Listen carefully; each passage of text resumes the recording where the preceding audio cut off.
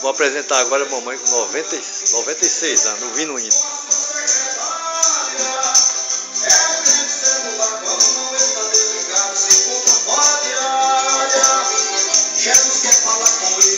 Epa! Epa, que hino bom!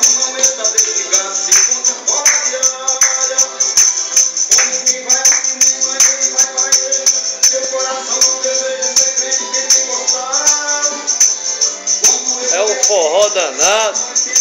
Quer dançar um pouquinho não, mãe? Levanta aí, Marcelo, para ela dançar um pouquinho. Cuidado para não cair. Cuidado para não cair. Epa, que beleza. Que beleza. Epa, mamãe tá uma menina. Cuidado para não cair.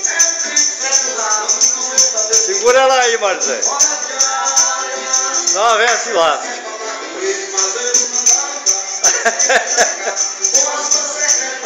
Epa, olha o ritmo, olha o ritmo. Tá bom de sentar já. Já fez muita extravagância, é bom sentar. 93 anos. Epa. Epa, agora deu. Uma rodada de lascar ela deu agora. É raro, foi? Ela só tem 90 e quanto? Não, é 89. 89, é só 89. E eu pensando que era 90 já, 89 somente. É porque meu avô errou quantos anos, mamãe? Essa história de errar é conversa fiada. Ela tá com 93 mesmo. Mamãe, ensina aí a ela não tá sabendo não. Ensina aí, mamãe, vá, dê pra ela. Meu Deus, a pessoa não tem a menor capaz. Epa, que beleza! É um conjunto de forró. Olha aqui o álbum do show. Hein?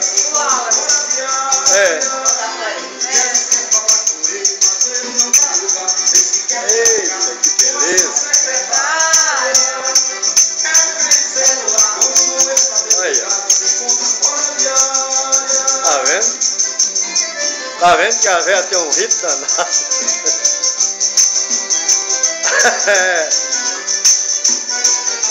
Parece que ela já tocou em banda de forró. Pro lado de Mossoró. Isso era crooner de banda de forró. Ó a dança. Valeu!